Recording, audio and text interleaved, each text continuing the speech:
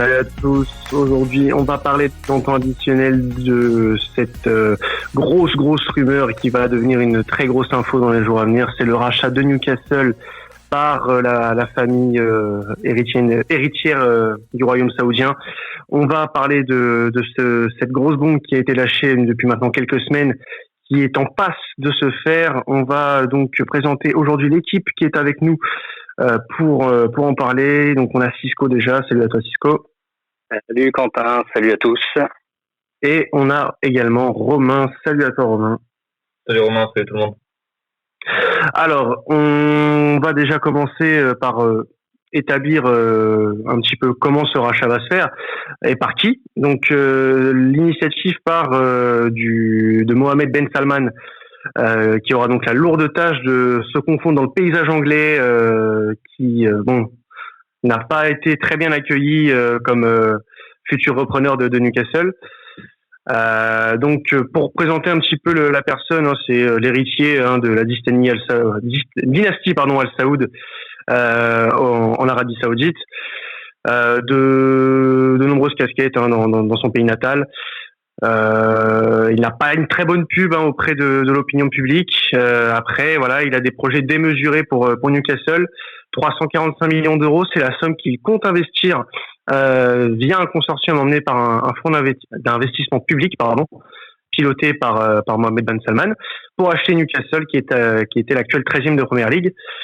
Avec environ 295 milliards d'euros en poche, ce fonds de placement espère redorer l'image du pays saoudien à l'international en investissement massivement dans le sport, d'où les rumeurs qu'on a eues avec l'Olympique de Marseille ces derniers temps. Donc en se positionnant aujourd'hui sur le club des Magpies, MBS envoie un message à tous ses concurrents dans le monde en prenant part à un projet exposé dans les médias en attendant l'officialisation du rachat, parce qu'on rappelle que c'est pas encore fait. Plusieurs gros noms circulent dans la presse, on en parlera après. Concernant le personnage qui risque de reprendre Newcastle, les gars, quel est votre ressenti là-dessus? Comment vous trouvez cette situation?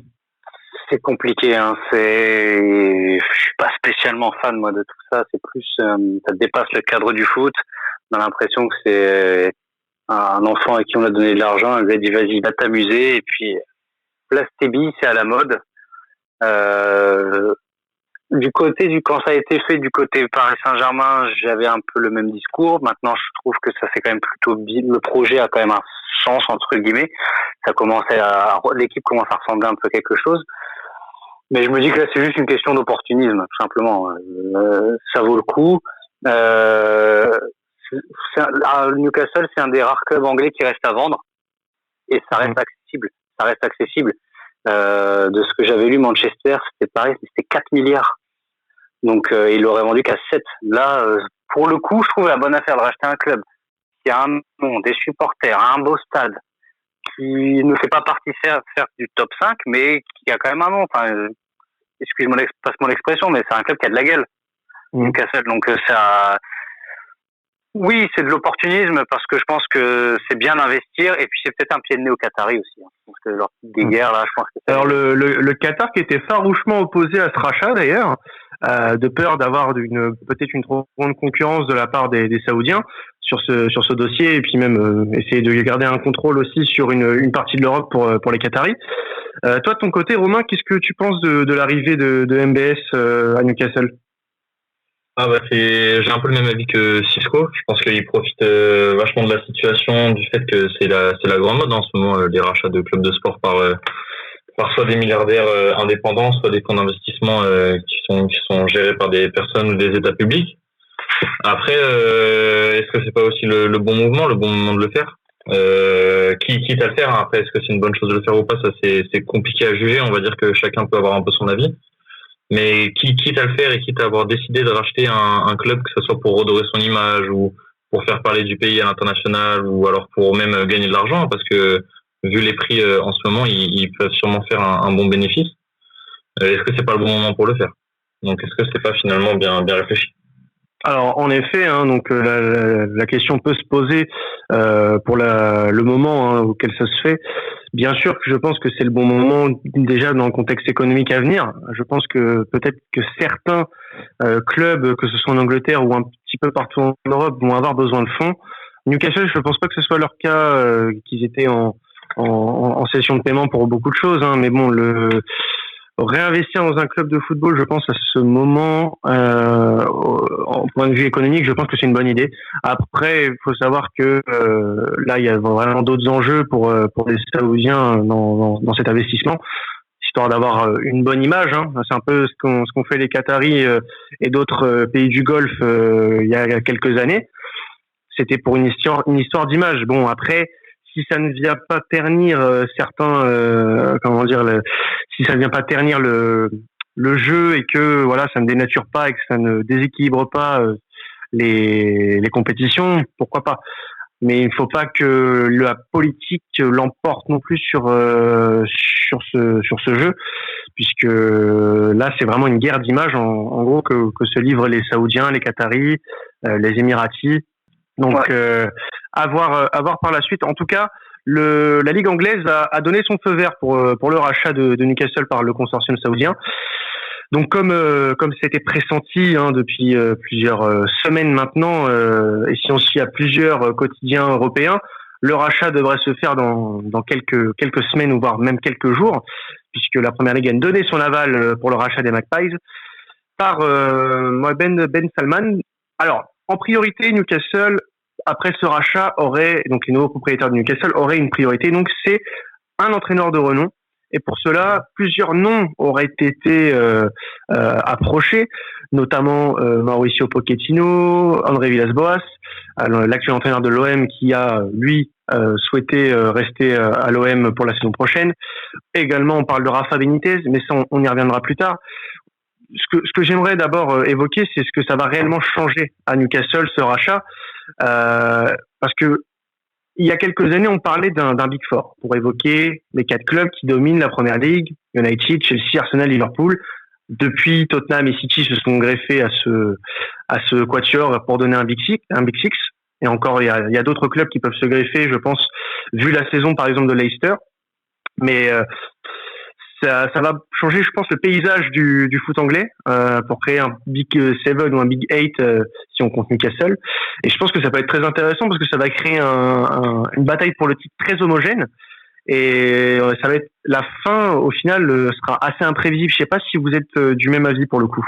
Oui, après, il faut pas s'attendre, je pense, à des changements d'un coup de millions, etc. Je pense qu'ils vont rester assez rationnels là-dessus. Moi, je pense que c'est un projet sur le long terme, surtout qu'ils ont quand même des joueurs qui sont déjà en place. Il faut pas non plus tout changer. À mon avis, ça va se faire étape par étape, mais je pense que d'ici 3-4 ans, s'ils sont assez malins, il y a vraiment moyen de faire quelque chose, surtout avec le marché actuel.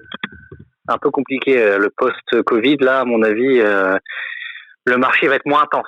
Donc, va falloir être patient. Du côté des supporters, je pense qu'il faut pas s'attendre à avoir je sais pas, Agüero, du Ramos derrière, etc. Ça, je pense qu'il faut arrêter. C'est ça, je pense. C'est pas la même ferveur que sur City à l'époque, je pense. Voilà. Je pense qu'il faut une certaine période de transition, parce que comme tu l'as dit, ne pas griller les étapes trop vite. Là, Newcastle, c'est une équipe qui est habituée à jouer le ventre mou ou à faire l'ascenseur depuis plusieurs années. Et là, on en parle pour être l'un des clubs les plus puissants d'Angleterre l'année prochaine. Donc, du moins sur le plan financier pour le moment, parce qu'on connaît la fortune qui va être apportée par le consortium. Mais après, sur le plan sportif, ça va être autre chose. Il va falloir faire les bons investissements, ne pas se tromper sur le choix de l'entraîneur aussi, parce que là, on parle de Pochettino, on parle de Benitez pour le moment. C'est très bien, ça reste de très bons entraîneurs, il n'y a pas de souci. Je pense que dans tous les cas, les deux seraient un bon choix dans le sens où Benitez connaît le club de Newcastle et que Pochettino est, je pense, l'homme idéal pour bâtir ce genre de projet. Après, voilà, il faudra pas faire d'erreur. Mais du coup, Romain, toi, selon toi, qu'est-ce que ça va réellement changer au championnat anglais, l'arrivée des Saoudiens à Newcastle? Alors, je pense qu'à court terme, pas grand-chose, ou alors éventuellement rajouter une équipe peut-être qui peut jouer la course à l'Europa League. Mais je pense que sur 1 an ou même deux ans, ça va être compliqué de créer un effectif qui peut venir concurrencer les 5-6 premiers du championnat. Mais par contre, à long terme, ça peut vraiment venir bousculer la hiérarchie, surtout qu'on sait que City est actuellement encore suspendu pour la Ligue des Champions, donc ils vont perdre des joueurs, ils vont perdre de l'argent, même s'ils ont un gros fonds d'investissement derrière. Je pense que ça va, à court terme, pas changer grand-chose, ou leur faire gagner quelques places au classement, mais à long terme, ça peut vraiment venir amener en exagérant un peu, en élargissant un peu, presque un championnat à 10 équipes pour les 5 places en Coupe d'Europe, donc ça peut être vraiment, vraiment intéressant. Le fait que voilà, il y ait de plus en plus de gros investisseurs en Angleterre, ça, je pense du bon, comme ça peut avoir du mauvais. Le mauvais, on l'a expliqué, c'était vraiment pour s'acheter une image. Le bon, si c'est sur le plan sportif, ça peut être intéressant parce qu'en effet, tu parlais d'un championnat de 10 équipes pour les 5 places européennes.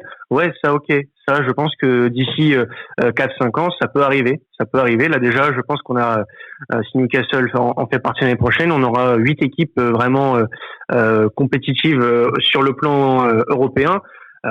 Si on compte également Leicester et Wolverhampton qui ont fait des grosses saisons en Première Ligue cette année.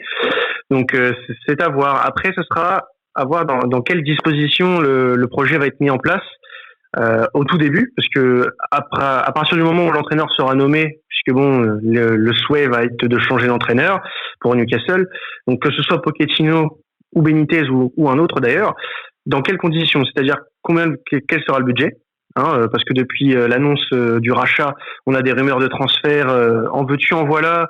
On parle déjà de Steve Bruce qui devrait partir, l'arrivée de Pochettino peut-être, de Benitez. On parle également de joueurs vraiment stratosphériques, Cavani, Bale, Vidal, Mbappé, des rumeurs qui viennent de partout, qui n'ont pas forcément beaucoup de fondement. Mais après voilà, bon, c'est sûr que ces noms, ça t'évoque pas Papy Cissé ou autre chose, c'est sûr, ça fait tout de suite plus rêver. Après, j'ai rien contre Papy Cissé, mais ou même Alan Shearer, après c'est une légende du club, donc ça c'est pas comparable. Ouais, mine de rien, il y a eu de beaux noms à Newcastle. Je suis en train de rappeler Shearer, Gascogne, Ginola. Ouais, c'était pas dégueu. Enfin bon. Mais après, c'est pas mal ce qu'ils veulent. Je pense que le mot opportuniste, c'est vraiment le bon mot parce que c'est le bon moment, comme disait Romain. City va perdre des joueurs. S'ils aiment la Première Ligue, s'il y a de l'argent, un nouveau défi, pourquoi pas. T'as des joueurs qui sont à la relance. Cavani, bon, on sait que l'Inter va chercher un neuf, parce que Lautaro, c'est quasiment fait à Barcelone, on va pas se mentir. Mais Cavani, est-ce qu'il est prêt à repartir dans un projet comme ça? Je suis pas sûr, parce que c'est long et qu'il est plus tout jeune. Tu vois, donc c'est vrai qu'il y a des pistes intéressantes. Après, Mbappé et tout, je pense qu'ils se mettent le doigt bien profond dans les... Je pense que ça, à mon avis, ça se fera pas. Mais t'as plein de joueurs, je sais pas si on en parle après, mais je pense que on va en parler. On va parler de pas mal de rumeurs transferts après. Ouais. Alors d'abord, j'aimerais instaurer un petit duel, puisque comme on l'a dit de nombreuses fois depuis le début de l'émission, il va y avoir un mano à mano pour savoir qui va prendre l'équipe. Soit ce sera Mauricio Pochettino, ancien entraîneur de Tottenham, soit ce sera Rafa Benitez, qui est déjà passé par Newcastle, qui connaît quand même un petit peu la maison. Si vous aviez un seul choix à faire, parce que de toute façon il n'y en aura qu'un seul, lequel ce serait, Pochettino ou Benitez? Pour toi, Romain, ce serait lequel? Alors moi je prendrais Pochettino. Pour déjà une bonne raison, il a plus rien à prouver à son poste d'entraîneur, je pense, même si Rafa Benitez est un excellent entraîneur et il l'a largement prouvé aussi. Mais j'aurais tendance à dire plus par le fait que mon argument principal serait que Benitez y est déjà passé. Et que sur un projet comme ça, je pars du principe que rien ne fait mieux que le renouveau, on va dire. Il faut amener du sang neuf, il faut amener quelqu'un qui a aucune vision du club, qui a envie d'amener vraiment du sang neuf à tous les étages, que ce soit au niveau du terrain, que ce soit au niveau des joueurs, au niveau du staff, au niveau même des intendants, de l'ambiance dans le club. Ils vont avoir besoin qu'il y ait quelque chose qui naisse et qui reste pas ancré dans des choses qui existaient avant. Donc j'aurais plutôt tendance à partir sur Pochettino pour cet argument-là.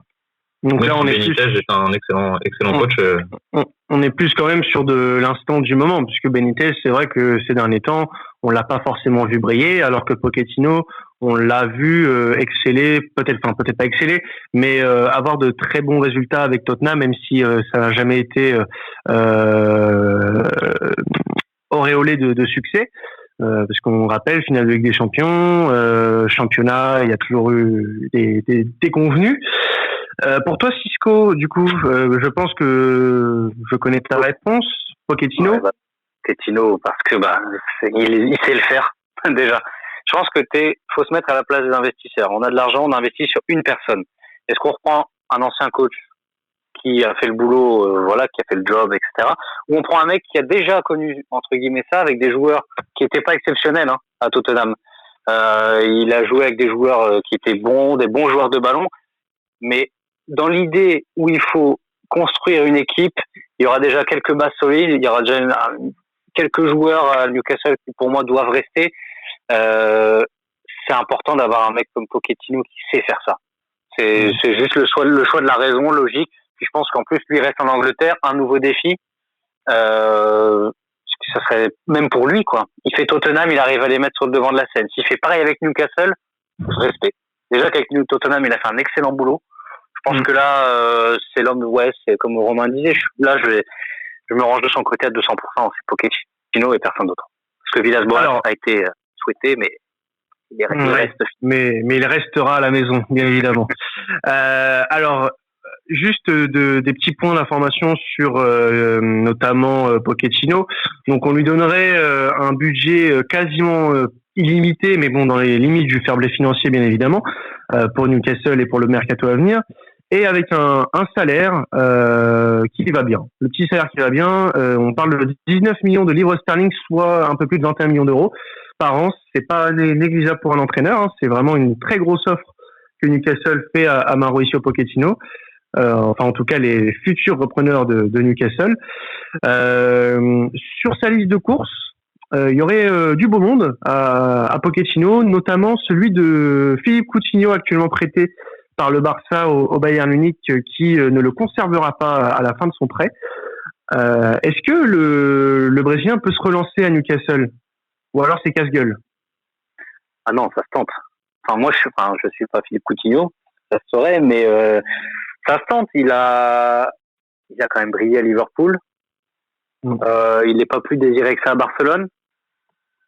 Avec un mec comme ça peut devenir un peu la star de Newcastle, l'étendard, comment dirais-je, le porte-drapeau de Newcastle. C'est une belle image s'il retrouve son niveau qu'il avait évidemment à Liverpool. Mais pour moi, oui, je suis du Coutinho, j'irai parce que franchement, l'Angleterre, il aime ça. Il a fait plutôt des belles prestats. Franchement, je suis dit, j'hésiterai pas une seule seconde. Mais je crois qu'on parle aussi d'Arsenal dans le duel. Alors de toute façon, en effet, il y aura beaucoup de prétendants pour Coutinho, sachant que le Barça ne va certainement pas le conserver.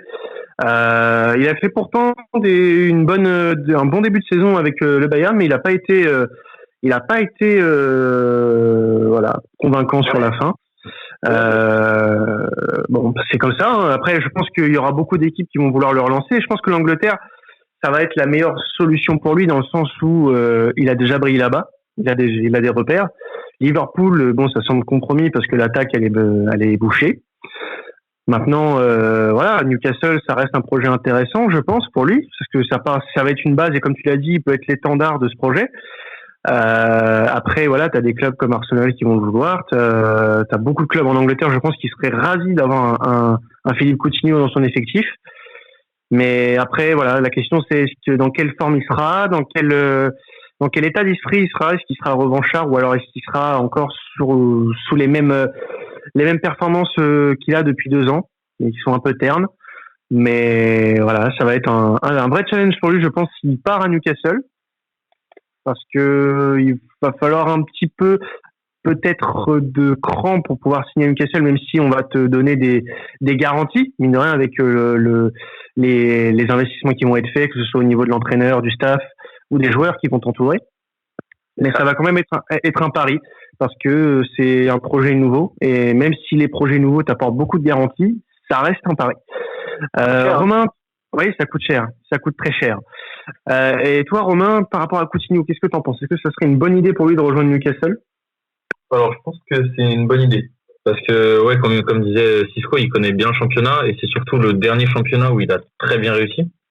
Il a joué, il me semble, 6 ou 7 saisons à Liverpool. Je me rappelle pas d'une seule saison où on a dit qu'il avait été mauvais, et il a notamment excellé dans les deux dernières. Donc c'est un championnat qu'il connaît, il est à l'aise, il va arriver comme la star, donc ça met en confiance, surtout si c'est un des premiers recrutés. Ça met en confiance, je pense qu'il a toutes les cartes pour être excellent à Newcastle. Après, la question, c'est à quel poste, parce que à Newcastle, un des rares qui risque d'être retenu quoi qu'il arrive, c'est Saint-Maximin. En tout cas, qui risque d'être indiscutable même après le rachat, c'est Saint-Maximin. Et Coutinho a tendance à jouer un peu au même poste ces derniers temps. Donc la question, c'est à quel poste. Mais il peut aussi jouer 10. Donc moi, je pense que ça serait une bonne idée. Ouais. Je pense que de toute façon, tactiquement, Pochettino saura s'adapter avec déjà les joueurs qu'il va récupérer. Je pense que, comme tu l'as dit, pas beaucoup vont résister au rachat. Saint-Maximin pourrait faire office de survivant, même si je pense qu'il y en aura d'autres. Peut-être que l'option, je sais pas, je me rappelle plus s'il y avait une option d'achat sur Danny Rose à Newcastle, mais pourquoi pas. Oui, il y a une option d'achat. Ouais. Donc pourquoi pas lever l'option d'achat sur Danny Rose, qui avait fait une saison plutôt correcte avec Newcastle et qui n'a pas l'air d'être en odeur de sainteté à Tottenham. Donc voilà, ça va être un jeu des chaises musicales. De toute façon, à Newcastle, il va y avoir beaucoup de monde qui va partir et beaucoup de monde qui va arriver. Après, ça sera, je pense, toujours dans la limite du raisonnable. Il faut pas dépasser une certaine limite fixée par l'UEFA et le fair play financier, mais je pense que ce sera dosé à juste dose. J'aimerais juste revenir un petit peu sur Rafa Benitez, puisqu'on en parle quand même de Rafa Benitez. Ça reste une rumeur sérieuse, à en croire le Télégraphe. L'ancien coach des Magpies, qui est actuellement en poste au Dalian Yifang FC en Chine, lui serait très très chaud pour faire son retour du côté de Newcastle. Donc le technicien espagnol aurait toutefois exigé, donc il a comme Pochettino des exigences pour avoir des moyens colossaux pour le mercato d'été. Il aurait notamment déjà en tête de recruter le défenseur central de Manchester City, John Stones, et également le milieu de terrain de Chelsea, Ross Barkley. Donc ce sont peut-être des noms un peu moins ronflants que Philippe Coutinho, mais ce sont des noms que Rafa Benitez aurait coché, même si il aurait également parlé d'un intérêt pour Philippe Coutinho, et également Edinson Cavani pour Rafa Benitez. Alors Barkley, Stones, Cavani, c'est des noms que vous voyez à Newcastle d'ici cet été? Alors John Stones, pour suivre beaucoup Manchester City, même s'il a été excellent à Everton, c'est clairement pas le premier nom vers qui je me tournerais. Parce que une très grosse déception. Je le trouve très très très très faible depuis son arrivée à Manchester City. Il enchaîne boulette sur boulette. Il est mal passé, il est lent, il est tout le contraire de ce qu'il était à Everton. Donc après c'est toujours pareil. Est-ce que c'est pas le genre de projet qui peut justement relancer un joueur comme lui qui était excellent à Everton, qui a impressionné tout le monde et sur qui tout le monde misait des dizaines et des dizaines de millions. Maintenant, il s'est pas adapté au jeu de Manchester City, c'est peut-être aussi le club, c'est peut-être aussi ça, mais John Stones, c'est pas le premier joueur vers lequel je me tournerais. Je pense que pour le même prix, ils peuvent avoir sûrement soit plus expérimenté, soit bien meilleur. Tu as le même avis sur John Stones, toi, Romain? Pour moi, il n'y a pas besoin d'acheter de Stones, ils n'en ont pas besoin, le risque est trop grand, et quand tu vois la défense centrale qu'ils ont pour l'instant, c'est déjà pas mal. Fabien Schär est la seule, c'est quand même pas dégueulasse, donc non, ça serait une mauvaise option, parce que je pense que ce que Romain a tout dit sur le joueur, trop fébrile, trop risque inutile. Et justement, dans l'idée de dépenser de l'argent intelligemment, ça serait pas une belle option.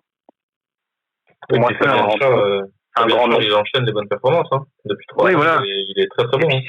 C'est compliqué de changer une défense centrale quand même. Ça reste toujours un des trucs les plus délicats. Les deux là, pour moi, il faudrait pas y toucher. Après, c'est que mon avis là-dessus, mais il faudrait pas trop toucher à leur défense centrale. Par contre, à droite, un peu compliqué, parce que Manquillo est de retour quasiment en Liga là. Donc là, il va falloir trouver quelqu'un.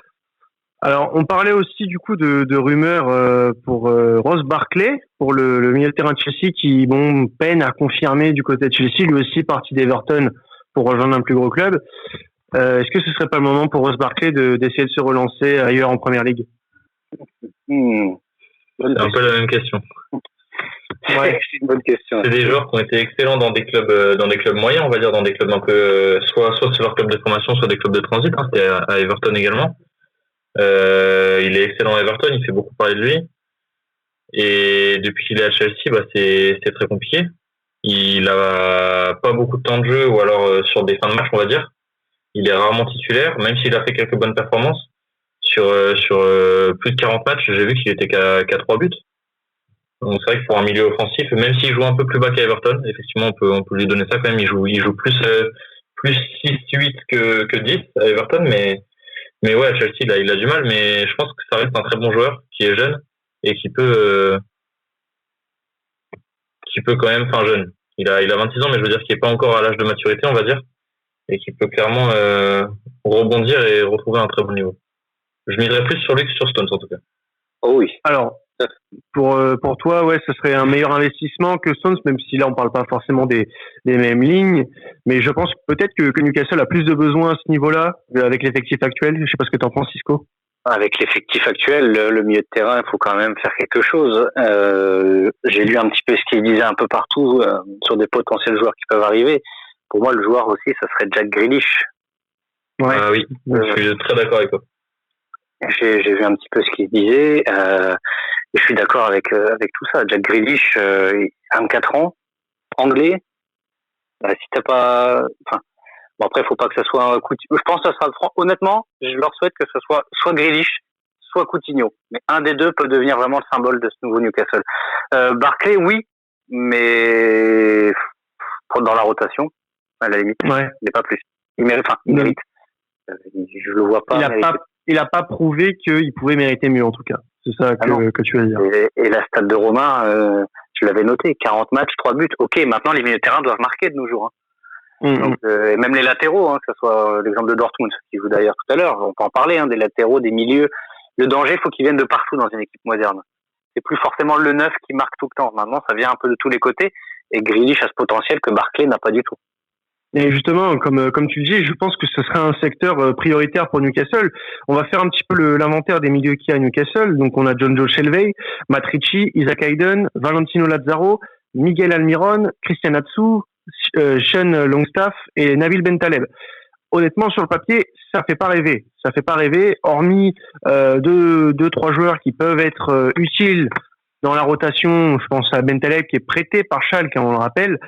Lazaro qui est prêté aussi par l'Inter. Almiron, lui, qui était arrivé de l'Atlanta United,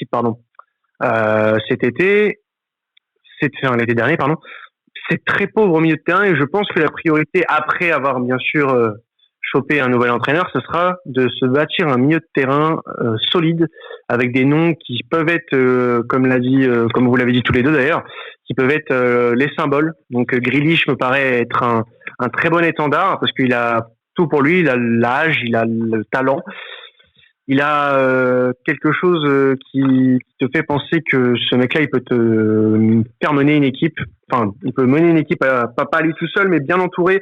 Je pense que ça peut être sympa à voir. Donc pourquoi pas. Mais oui, je pense que Newcastle, la priorité, ça sera le milieu de terrain. Honnêtement, avec ce qu'il y a là, s'ils partent avec ça et qu'ils prennent pas la peine de prendre un ou deux milieux de terrain, histoire de renouveler l'effectif sur ce secteur de jeu, ça risque d'être compliqué. Si vraiment Newcastle a de grosses ambitions, il va falloir passer par là. Donc voilà pour le milieu de terrain. On va juste parler d'une rumeur qui est un peu liée à Rafa Benitez sans l'être forcément. C'est celle d'Edinson Cavani, puisque Cavani aussi serait dans les petits papiers de Mauricio Pochettino. Ça paraît improbable, mais ça paraît pas aussi improbable qu'une autre rumeur, on en parlera après. Sachant que on connaît que la situation actuelle de Cavani au Paris Saint-Germain, mais il aurait donné sa préférence à l'Atlético Madrid, et nous vient cette rumeur qui pourrait être une vraie information, comme quoi Newcastle se serait approché d'Edinson Cavani dans l'optique d'un futur transfert direction les Magpies. Qu'est-ce que vous donnez comme crédibilité à cette info, vous? Est-ce que vous y croyez déjà? Pas énorme, voire pas du tout.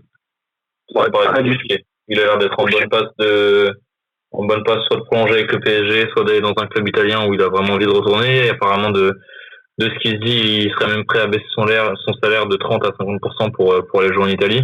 Donc je le vois mal aller jouer à son âge dans un club qui a un projet sur le long terme. Ouais, pas mieux, c'est pas possible. Trop cher. Après, je pense, on a parlé de phase de transition tout à l'heure. Je pense qu'un mec comme Cavani, parce que c'est un mec qui a beaucoup d'expérience, qui a certes jamais joué en Angleterre, donc il va y avoir certainement un temps d'adaptation avant que la sauce prenne, hein, mais je pense que un mec de son calibre, avec l'expérience qu'il a, pour une équipe de transition, parce que je pense pas qu'il restera d'illustre à Newcastle, ça sera idéal pour lui. Le fait de faire partir des bases d'un projet, ça peut être intéressant pour lui. Moi, c'est la vision que j'en ai. En tout cas, après, je pense pas que ce soit son choix numéro un, hein, comme on l'a dit. Donc, il y a pour moi, deux possibilités qui sont vraiment envisageables. C'est la prolongation de contrat au Paris Saint-Germain et elle se conditionne avec le départ ou non d'Icardi. Ou alors, c'est un départ à l'Atlético Madrid. On a même parlé d'un départ en Amérique du Sud, fut un temps. Mais ça semble hors de question, visiblement. Il veut rester en Europe. Mais voilà, c'est pas déconnant non plus. C'est pas déconnant. Ça reste, pour moi, la moins plausible des trois rumeurs. Mais c'est pas déconnant. C'est pas du tout déconnant. Et dans l'optique, dans le registre improbable rumeur, mais qui est peut-être un peu moins. Je pense que, je sais pas votre avis là-dessus, c'est celle d'Harry Kane. Donc là, on le lit plus au futur de Mauricio Pochettino. Donc le technicien, l'ancien technicien des Spurs aimerait attirer son ancien joueur avec lui à St. James Park. Ça paraît, est-ce que ça paraît si déconnant que ça? Parce que beaucoup en parlent comme une improbable rumeur, mais Pochettino a déjà entraîné Kane. Tottenham n'arrive pas vraiment à passer de cap. Est-ce que ce serait pas le temps pour Harry Kane de changer d'air et puis de dire oui à un nouveau projet? C'est compliqué. C'est chaud, mais non, pour moi, il viendra pas. Enfin, il est en phase. Enfin, là, il revient de blessure, mais il est en train de monter les étapes et je le vois malgré tout. Il y a l'Euro qui arrive. Soit tu prends pas des risques avant l'Euro qui arrive. Du coup, maintenant, l'Euro qui arrive en 2021, tu prends pas le risque de partir dans un nouveau projet. Enfin, je le vois. Franchement, j'y crois pas. Je leur souhaite, hein, mais j'y crois pas. Je vois vraiment Harry Kane. En plus, il y a un peu la valse des attaquants un peu partout en Europe. Je pense qu'il devrait aller dans un plus grand club. J'ai vraiment du mal. Là, j'ai vraiment du mal à. Bon, déjà, si c'est pas Pochettino, c'est sûr qu'il viendra jamais. Mais j'ai du mal à le voir aller dans un projet comme ça. Après, je connais pas le garçon, hein, mais j'ai du mal à le voir là-bas, personnellement. D'accord. Toi, Romain, t'es dans la même optique? Je suis plutôt du même avis. Je me demande même si c'est pas une petite rumeur qui a été lancée par le fait qu'on connaît tous par les conférences de presse qu'on a pu voir la très bonne relation que Pochettino a avec Kane. Est-ce que c'est pas plus Pochettino qui aimerait venir avec Kane pour s'assurer d'avoir déjà un bon attaquant et ne plus avoir à chercher ça, plutôt que Newcastle qui serait déjà sur le front pour enrôler l'attaquant de Tottenham? Moi, je suis du même avis que Cisco. Hein. Je pense que Kane, il a déjà fait 1 ou 2 ans de trop à Tottenham et qu'il aurait dû aller chercher largement plus haut. Même si l'année dernière, effectivement, il a cette finale de Ligue des Champions qui aurait pu finir mieux que ça et lui amener un titre majeur. Mais je pense que Kane, il a le niveau pour aller jouer dans le top 2, top 3 anglais ou d'autres pays, hein, même si je pense qu'il est bien en Angleterre par rapport à son Je le verrais plus à Manchester, par contre, à United. Voilà, je le verrais très bien à Manchester United. Il commence à avoir un projet cohérent, United. Il commence à être... Enfin, ça commence à avoir de la gueule. Il n'y a pas d'autre mot pour moi. En plus, je crois qu'ils perdent Igalo, là. Apparemment, il y a un petit quiproquo avec son club, là, où il risque de partir. Harry Kane, par exemple, une prochaine étape, ça serait, ouais, pourquoi pas Manchester, mais Newcastle, non. Enfin, ça serait, je sais pas. Un peu en arrière? Ouais, peut-être, ouais, limite. Ouais. Tu vois, tu me dis un Timo Werner, je te dis ok. Tu me dis Harry Kane, je te dis non. D'accord. Voilà. Après, il est trop fort, enfin, trop. Il a trop progressé pour repartir un ton en dessous, j'ai l'impression. Hein, je dirais plutôt. Alors, peut-être pas tout de suite du coup, parce que bon, je peux bien imaginer ça, hein. Le fait qu'il revienne pas tout de suite dans un club qui n'a rien à jouer, parce que Newcastle l'année prochaine, hormis les trophées nationaux, n'aura rien à jouer. Mais imaginons l'année prochaine Newcastle, alors le plus grand des miracles, hein, pas forcément parce qu'il y aura un investissement assez conséquent, reviennent en Ligue des Champions. Est-ce que Kane à Newcastle, là pour le coup, ça devient déconnant? Ah bah non. Mais ça change tout. Il y a trop de questions, trop d'interrogations autour de ce qui va se passer. Il va y avoir beaucoup de changements. Franchement, comme on disait tout à l'heure, je vois pas Newcastle, dans 3 ans, mais Newcastle, il aura quel âge dans 3 ans? Harry Kane, 29. Ouais, non, mais pas tout de suite. Franchement, j'ai du mal à... Autant Cavani, oui, par rapport à l'âge, etc. Mais et encore, le projet reste trop long. Tu vois, j'ai l'impression qu'il y a toujours un petit truc qui fait que j'aimerais pas être à la place des joueurs, me dire c'est intéressant, mais au final, pas de Ligue des Champions. Je suis peut-être un peu trop vieux pour attendre un nouveau projet, repartir sur un nouveau projet. Faudrait peut-être des petites, je dirais pas un crack, mais des petits neufs, tu vois, ou vraiment des. Ceux-là, ils ont Joe Linton qui, à part son physique, fait pas grand-chose. Donc là, ils ont aussi vraiment d'un nom. C'est pas déconnant l'idée d'Harry Kane sur le papier, mais d'ici ils ont cette idée, c'est magnifique. Mais ils n'auront pas. Faut voir un peu moins haut, quoi. C'est un tout petit peu moins haut. Franchement, je vois un Timo Werner, je sais pas pourquoi, je l'imagine bien. Leipzig, Newcastle dans un nouveau projet. Le mec, beau championnat, pourquoi pas, tu vois. Voilà. Si j'avais une pièce à mettre, ça serait sur ce monsieur-là, monsieur Timo. Alors justement, messieurs, on va finir sur vos envies. Si vous aviez des pièces à mettre sur certains joueurs pour le nouveau projet de Newcastle, ça serait qui? Je vais commencer par Cisco. Tu vas me donner des noms que tu aimerais voir à Newcastle la saison prochaine. Donc tu nous as déjà parlé de Grealish, de Coutinho. Quel autre joueur toi t'aimerais voir? Lucas Hernandez. Ils en parlent. Je le vois bien. Vrai. Parce que pour moi, malheureusement pour lui, c'est un très bon défenseur. J'ai rien contre ce monsieur. Mais Alphonso Davies lui a pris sa place et à mon avis, pour le déloger, le petit, ça va être compliqué. Et là, il fait une grosse saison.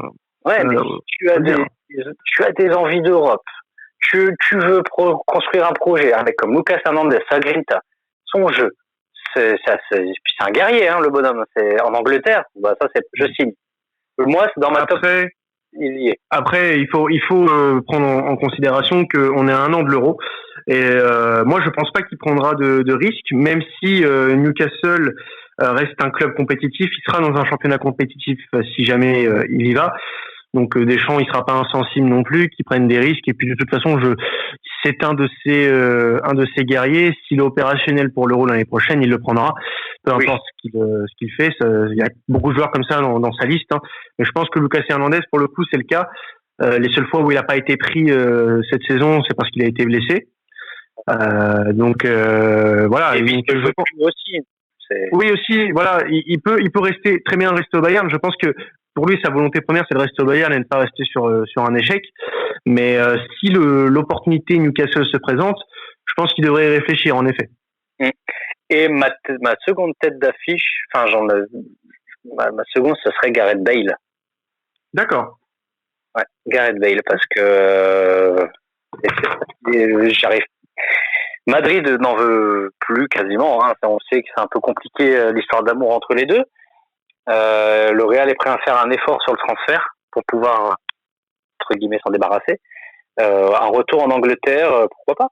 En plus, si il est manœuvré par un mec comme Pochettino, alors tu vois les noms qui commencent à sortir, ça fait quand même une équipe qui commence à avoir, la gueule. 3 ans. Bah ouais, si tu mets un Lucas Hernandez, et ça reste dans des prix dans des transferts qui, je pense, restent dans leur budget.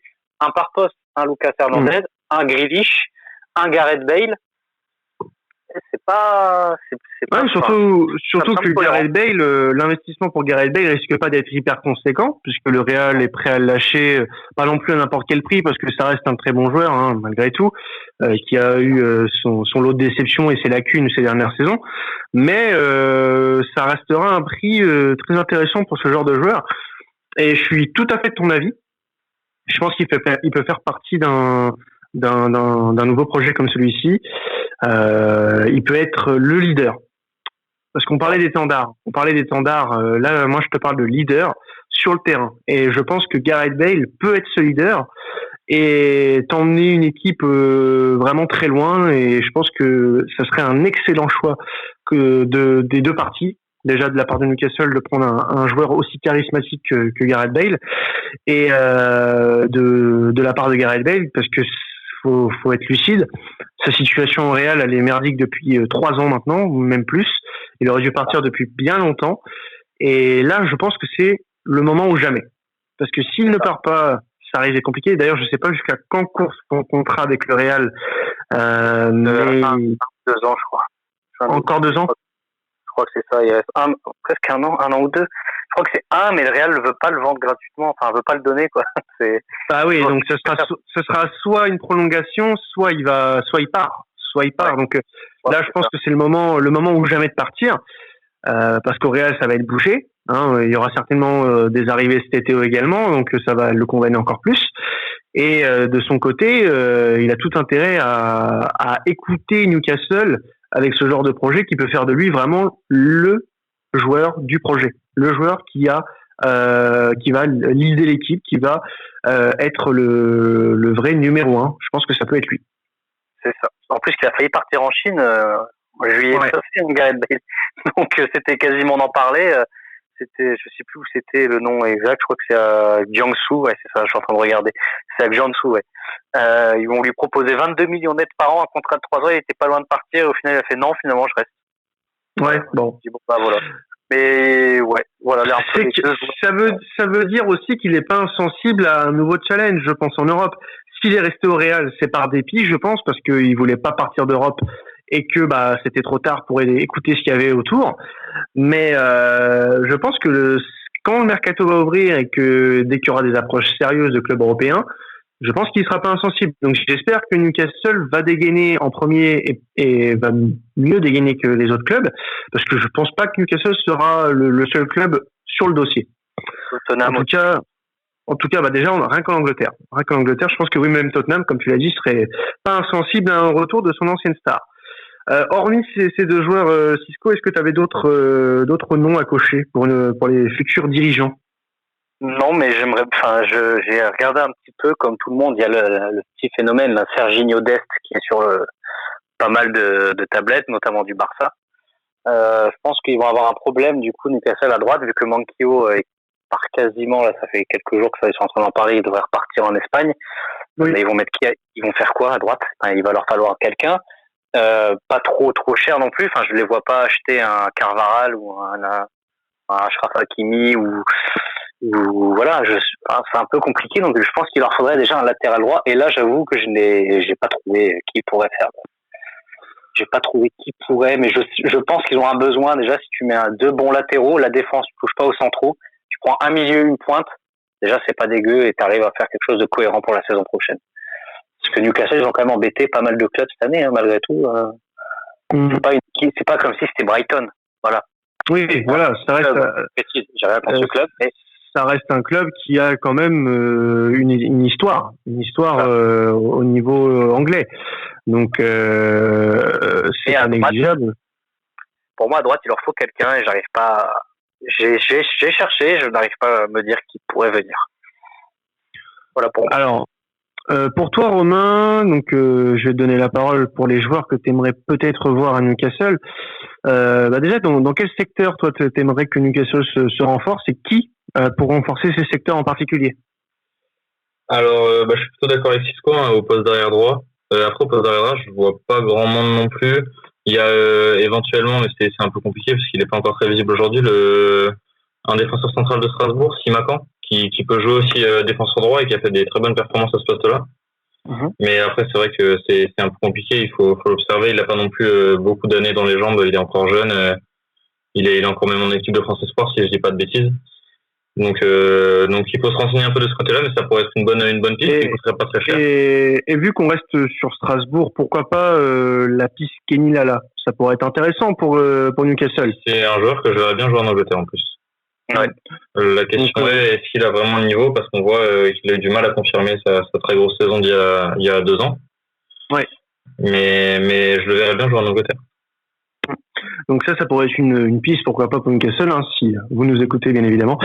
Non, mais par rapport à d'autres postes, est-ce que tu aurais Alors, moi j'avais pensé à pour les trois joueurs. 3 joueurs, un gardien, un milieu de terrain plutôt orienté défensif et un attaquant. En gardien, c'est tout bête, hein, mais ça serait Alphonse Areola qui a besoin d'un club pour se relancer parce que il est pas voulu au PSG, il est pas beaucoup plus voulu à Madrid non plus. Il a du mal à avoir du temps de jeu et ça pourrait être un très bon club pour rebondir, un bon projet parce que c'est quand même un bon gardien même si il a eu du mal à le prouver sur ces dernières saisons avec le PSG, notamment je pense à cause de la pression de la concurrence. Mais je pense que ça reste un très bon gardien et qui pourrait se relancer dans un projet comme ça parce qu'il est encore relativement jeune. Il a les faveurs de Deschamps en équipe de France la plupart du temps. Donc je pense que ça pourrait être un bon projet pour lui. En tout cas, pour Newcastle, une bonne plus-value parce qu'il est jeune et il a un très bon potentiel. Hormis Areola, est-ce que tu aurais d'autres noms, toi? Au poste de gardien ou de manière générale? Non, de manière générale. Après, si tu as d'autres gardiens, n'hésite pas. Hein. Alors moi, je verrais bien Wilfried Zaha aussi en attaque. Ils ont besoin d'un bon attaquant et Wilfried Zaha, il a plus rien à prouver. En Angleterre, il fait des excellentes saisons depuis plusieurs années et notamment cette année où il a été très très bon. Et je verrais bien aussi le jeune milieu de terrain lillois Boubakary Soumaré qui a fait une excellente saison cette année et qui a vraiment le style de jeu anglais. Il est costaud, il est physique, il a un volume de jeu énorme. Ça pourrait être une bonne pioche. Ouais. Alors moi je pense que je vais vous donner un petit peu les joueurs que j'aimerais avoir à Newcastle. Je suis pas sûr qu'il faille un gros changement pour la première saison parce que ça serait bouger beaucoup trop de meubles. Voilà, je pense qu'il va falloir garder certains joueurs, notamment la défense centrale, Lascelles et Fabien Cher, avec les remplaçants qui vont avec, conserver Danny Rose de son prêt. Faire partir certains joueurs qui n'ont plus rien à faire au club. Je pense à, je sais pas, par exemple Yedlin, Williams, par exemple. Hein, je pourrais en donner plein encore, mais je pense qu'il y a certains noms. Donc Steve Rose, de toute façon, l'entraîneur actuel qui va partir certainement. Moi, sinon, si j'avais un joueur à mettre sur la liste, pourquoi pas? Parce qu'il y a une certaine incertitude sur son cas. C'est Memphis Depay. Avec l'OL. On l'a jamais vu vraiment confirmé en Angleterre, ce qui est dommage. Il avait fait une mauvaise impression du côté de Manchester United. Il est revenu à Lyon et il a été plus ou moins performant par période. Donc à voir si un projet comme ça peut le mettre dans des meilleurs dans une galaxie supérieure du moins. Qui peut être le cas parce qu'on rappelle que quand même que la Première Ligue c'est un championnat plus relevé que la Ligue 1, hein, avec tout le respect que j'ai pour la Ligue 1. Sinon voilà, je suis d'accord avec Cisco, Grealish ce serait certainement une très bonne option, Bale aussi. Après il y a beaucoup de joueurs qui peuvent être intéressants, c'est pas ça le problème. Le problème c'est ce que Pochettino ou un autre vont en faire. Je pense même que pourquoi pas aller chercher des pépites, hein, des pépites que ce soit dans d'autres pays ou d'autres continents. Ça peut être intéressant de voir dans les choses de cette façon. Mais si j'avais un joueur à citer, je pense que Depay sur le flanc gauche ou même à la pointe de l'attaque pourrait être une option intéressante pour Newcastle. Je sais pas ce que vous en pensez. Ouais. Ça serait une bonne option, mais je le vois mal aller là-bas. Je pense qu'il va chercher un projet avec la Coupe d'Europe au minimum et voire même la Ligue des Champions pour dès l'année prochaine. Mais toi, tu le vois partir? Tu le vois partir en tant que Lyonnais, toi? En tant que Lyonnais, déjà mon souhait serait qu'il reste, évidemment. Après, je pense que ça va beaucoup dépendre du projet que va lui proposer le président Aulas. Soit le président Aulas est capable de lui vendre un projet sportif très bon pour l'année prochaine du fait qu'il y aura sûrement pas de Coupe d'Europe pour aller jouer une excellente place en championnat, voire même peut-être titiller le PSG le plus longtemps possible. et évidemment réaliser cette promesse, soit il va simplement lui promettre de l'argent et dans ce cas-là, Memphis, je pense qu'il va partir parce que de l'argent, il en a et il sait que où qu'il aille, il en aura au moins autant qu'à Lyon. Donc je le vois plus aller chercher un projet sportif sur du court terme. Il a envie de jouer, surtout qu'il sort d'une grosse blessure.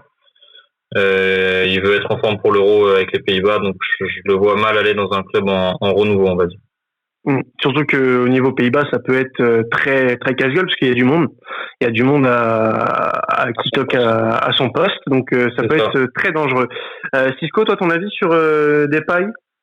J'aime la rage du joueur parce qu'il revient d'une grosse blessure, etc. Le mec est quand même bon, mais est-ce que Newcastle a envie d'investir dans un mec qui justement vient de se blesser? Est-ce que c'est pas risqué? Est-ce qu'on veut pas voir comment ça évolue? On a déjà eu le cas en Angleterre avec des joueurs qui devaient signer mais ils se blessent finalement. Voilà, on a eu Fekir aussi, je crois qu'il y a eu des soucis. C'est Fekir, je crois, si je dis pas de bêtises. Oui, Liverpool, oui. Voilà, donc ça peut être un frein. Après, où je rejoins Romain, c'est qu'il va vouloir jouer l'Europe. Et puis il mériterait, c'est un joueur qui, s'il part de Lyon, mériterait de jouer l'Europe.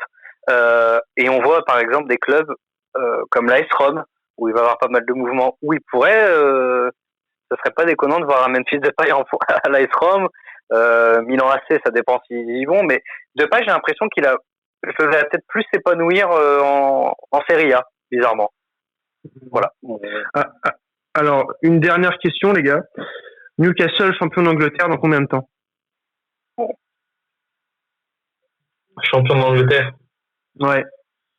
On essaie de se projeter, là. Là, on va dans le foot fiction poussé au max. Je dirais pas si ça arrive. Hein. Même si je dois donner mon avis, personnellement, je pense pas que ça va arriver avec ce rachat. Mais si ça devait arriver, je dirais pas avant 5 ans. Cisco, pareil, tu penses que ça arrivera pas? Ouais, pareil. Il y a trop au-dessus, c'est trop lourd. Je reprends encore l'exemple de United qui met du temps à construire son équipe, mais plus ça va, plus ils seront hauts.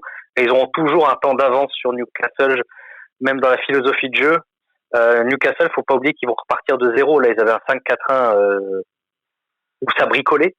Voilà, par exemple, tu reprends le cas de Lazaro qui jouait tantôt milieu, tantôt latéral droit. On sait pas. Il faut tout reprendre. Donc franchement, si ça arrive, et je suis quelqu'un de nature optimiste, il faut compter 10 ans, pas plus, pas moins. Je suis comme Romain, je les vois pas, même City avec une équipe avec des joueurs qui partent aura quand même une base plus solide que Newcastle, tu vois. Je vois pas, j'aimerais bien pour eux, parce que voilà, mais non, pas avant, allez, 7 ans, allez. Ok, écoutez, merci les gars pour vos analyses et vos interventions du jour. On va se quitter pour cet épisode sur Newcastle. Merci à vous les gars, Francisco et Romain, d'avoir participé à cet épisode sur le futur rachat des Magpies. N'oubliez pas de nous retrouver tous les mercredis pour un nouveau podcast. Donc cette semaine c'était Newcastle. On en a fait plein sur le retour des championnats, sur Jean-Michel Aulas, sur le Borussia Dortmund. On en a fait plein. Donc n'hésitez pas à aller les consulter et à nous suivre sur les réseaux sociaux, que ce soit sur Facebook, Twitter ou Insta. Sur temps additionnel, donc n'hésitez surtout pas également à donner vos avis sur les sujets. Ça peut nous être utile d'avoir d'autres avis, de collecter les avis des uns et des autres pour élever le débat. Écoutez, on se retrouve la semaine prochaine pour un tout nouvel épisode de temps additionnel. C'était Quentin, salut à tous.